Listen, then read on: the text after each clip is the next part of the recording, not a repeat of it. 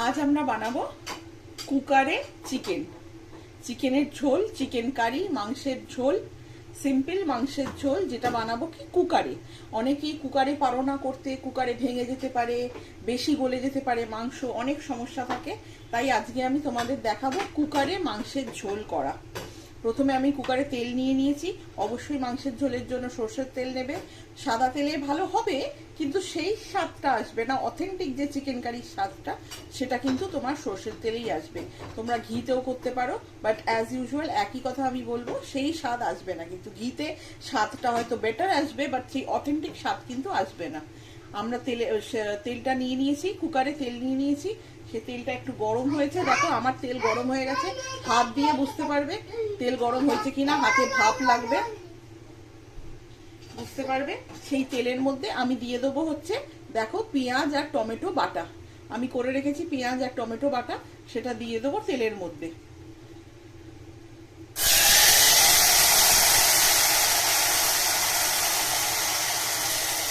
পেঁয়াজ আর টমেটো বাটাটা দিয়ে দিলাম তেলের মধ্যে। এবার এটাকে আমি মাখিয়ে দেবো। পেঁয়াজ আর টমেটোকে আমি একসাথে বেটে নিয়েছি। চিকেন কারিতে চেষ্টা করবে বেটে দেওয়ার জন্য পেঁয়াজটা, দেখবে বেশি ভালো টেস্ট হবে। চিকেন কারিতে সবসময় চেষ্টা করবে পেঁয়াজটা যদি বেটে দেওয়া যায়, অনেক ভালো টেস্ট হবে। পেঁয়াজ কুচি করেও দিতে পারো, বাট সেই টেস্ট হবে না যেটা পেঁয়াজ বাটাতে দিলে হবে। পেঁয়াজ আর টমেটোটা একটুখানি বেটে নিচ্ছি, ভালো করে ভেজে নিচ্ছি। হালকা লাল হওয়া অবধি ভাজবে।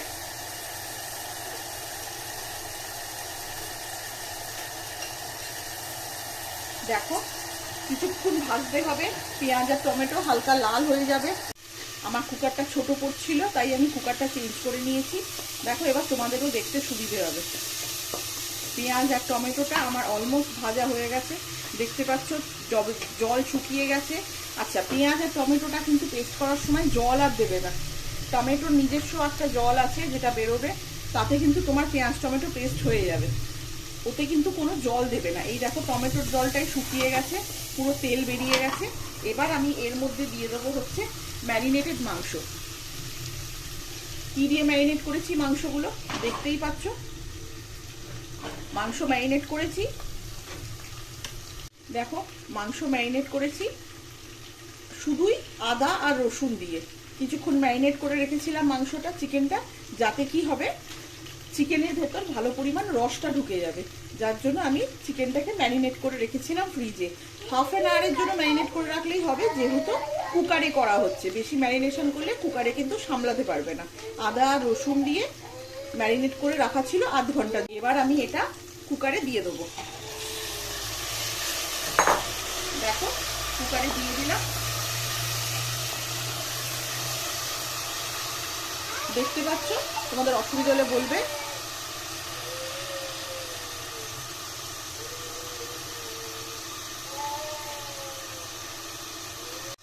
দিয়ে এবার আমি এটাকে কিছুক্ষণের জন্য নাড়বো। আঁচ কিন্তু কমিয়ে দেবে, আদা রসুন দেওয়া হচ্ছে যেহেতু, পুড়ে যেতে পারে কিন্তু। আদা পুড়ে গেলেই কিন্তু তেতো হয়ে যাবে। আঁচ কমিয়ে দিয়ে এটাকে কিছুক্ষণের জন্য নাড়বে হালকা হাতে। যেহেতু ম্যারিনেট করা ছিল মাংসটাকে কিন্তু বেশি চাপ দেবে না, হালকা হাতে নাড়বে। কিছুক্ষণ নাড়বে, দেখবে তেল ছেড়ে দেবে নাড়তে নাড়তে। ততক্ষণ কিন্তু নাড়তে হবে। দেখো কষাতে কষাতে কিন্তু তেল ছেড়ে দিয়েছে, দেখতে পাচ্ছ তোমরা। কষাতে কষাতে কিন্তু তেল ছেড়ে দিয়েছে। বেশিক্ষণ কষাতে হবে না, এটাই সুবিধে হচ্ছে পেস্ট দিয়ে করতে গেলে। তেল ছেড়ে দেবে। এবার এতে দিয়ে দেবো আলু। কুকারে করতে গেলে যেহেতু এটা ইজি রেসিপি, আমি বারবার বলছি আমি কিন্তু ইজি রেসিপি দেখাই। আলু কিন্তু ভাজার প্রয়োজন নেই। আলু কাটবে, যে যেরকম আলু সাইজের খায়, শেপের খায়, কাটবে। যে কটা ইচ্ছে হবে আলু দিয়ে দেবে। আমি দিলাম এই কটা আলু। নিয়ে আলুটা দিয়ে ভালো করে মশলাটাকে মাখিয়ে দেবে। মাখিয়ে দেবে কেন? যাতে আলুতেও টেস্টটা ঢোকে, আলুটা যেন ফিকা না লাগে। দেখো হালকা হাতে নাড়াবে, আঁচ কিন্তু কমিয়ে রাখবে। আঁচ বাড়াবার চেষ্টা করবে না, সামলাতে পারবে না কিন্তু। এবার আলুটা দিয়ে হালকা হাতে নাড়বে কিছুক্ষণ নাড়ার পরে আছে। এবার পেঁয়াজ টমেটো বেটে রাখা, মিক্সিতে যে বেটে রেখেছিলাম, সেইটা ধুয়ে কিন্তু আমি একটুখানি জল দিয়ে দেবো কষানোতে, যাতে কষাতে সুবিধে হয়।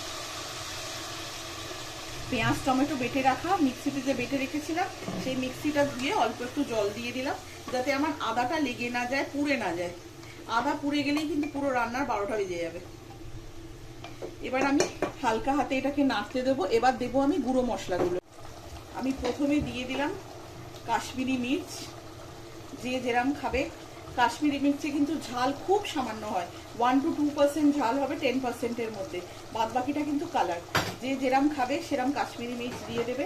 আমি মোটামুটি 1 ফুল স্পুন কাশ্মীরি মির্চ দিলাম, মানে 1 চামচ ভর্তি করে কাশ্মীরি মির্চ দিলাম। আচ্ছা, তার সাথে আমি দিয়ে দেবো হচ্ছে এখানে হলুদ গুঁড়ো। হলুদ গুঁড়োর পরিমাণ নিশ্চয়ই কারোকে বলতে হবে না, হলুদ গুঁড়ো দিয়ে দিলাম। আঁচ কিন্তু কমিয়ে রাখবে, বারবার বলছি, নাহলে সামলাতে পারবে না। আর দেবো হচ্ছে এতে আমি গরম মশলা, গোটা গরম মশলা বা মানে গুঁড়ো গরম দিয়ে দিলাম, শাহি গরম মশলা। চিকেনে বেশি গরম মশলা যায় না, মাটনে যতটা গরম মশলা যাবে চিকেনে কিন্তু ততটা যাবে না। মাটনে গরম মশলাটা চলে, চিকেনে কিন্তু খুব কম চলে, সেই হিসাবে বুঝে কিন্তু গরম মশলা দেবে। এবার এটাকে আমি ভালো করে মিক্স করে দেবো, যাতে পুরো মশলাটা মিক্স হয়ে যায়, নাহলে একদিকেই রয়ে যাবে মশলা। দেখো সুন্দর করে মিক্স হয়ে যাচ্ছে মশলাটা। এতে প্রয়োজন হলে আবার একটু জল দিয়ে দেবে, নিয়ে হালকা হাতে কষাবে। দেখো দেখতে পাচ্ছ, হালকা হাতে এটা একটু কষতে দেবে। দেখো আমার কষানো ডান, তেল বেরিয়ে গেছে, আশা করছি তোমরা দেখতে পাচ্ছ। কষাতে কষাতে যখন তেল বেরিয়ে যাবে বুঝবে রান্না কিন্তু কষানো কিন্তু কমপ্লিট। হ্যাঁ, কষাবে কিন্তু বারবার বারবার একটু একটু জল দিয়ে, একেবারে জল দিয়ে কষতে বসিয়ে দেবে না চাপা দিয়ে, সেই স্বাদ হবে না। বারবার অল্প অল্প জল দিয়ে যে স্বাদটা আসবে। যেহেতু আমরা মেহনত করছি রান্না করতে, সে রান্নাটা যাতে ভালো হয় সেটা তো দেখবো না, যা হোক করে করে দিলেই হবে। দেখো কি সুন্দর দেখতে পাচ্ছ, আশা করছি তেল বেরিয়ে গেছে। আমি কিন্তু 2 বার জল দিয়েছি, 2 বার জল দিয়ে হালকা করে কষিয়েছি।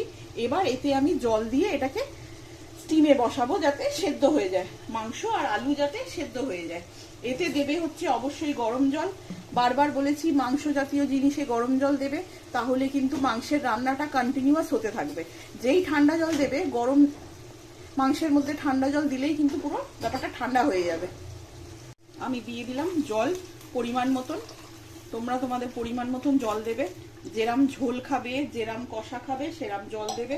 কুকারে যেহেতু বেশি জল শুকোয় না, আমি আগেও অনেক ভিডিওতে বলেছি, সেই জন্য জলটা কিন্তু বুঝে শুনে দেবে। এটা কড়া নয় যে শুকিয়ে অনেকটা কমে যাবে।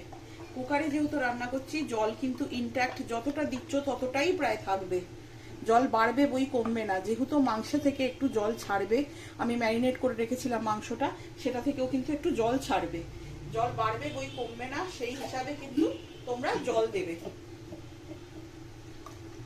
যে যতটা ঝোল খাবে, যে যেরাম ঝোল খাবে, যেরাম জল খাবে সেরাম দেবে। এরপরে দিয়ে দেবে পরিমাণ মতো নুন। পরিমাণ মতো নুন দিয়ে দিলাম। আমি ভালোভাবে কুকারটাকে পরিষ্কার করে নিলাম। দেখো আমার কিন্তু জিনিসটা হয়ে গেছে। এবার আমি স্টিমে বসাবো, দেখতেই পাচ্ছ। এবার আমি বসাবো স্টিমে। স্টিমটা হয়ে গেলে তোমাদের দেখাচ্ছি। আমার স্টিম হয়ে গেছে, দেখো। এবার আমি তোমাদেরকে খুলে দেখাবো, দেখে নাও। তোমাদের সামনেই খুলছি। আমার স্টিম হয়ে গেছে, সেদ্ধ হয়ে গেছে, ধোঁয়াটা বেরিয়ে গেছে। এবার আমি খুললাম, এ দেখো মাংসের ঝোল কেমন হয়েছে বলো। এটা কিন্তু কুকারে করেছি। আচ্ছা, এবার আমি সার্ভ করে তারপরে তোমাদের দেখাচ্ছি কেরাম দেখতে হয়েছে।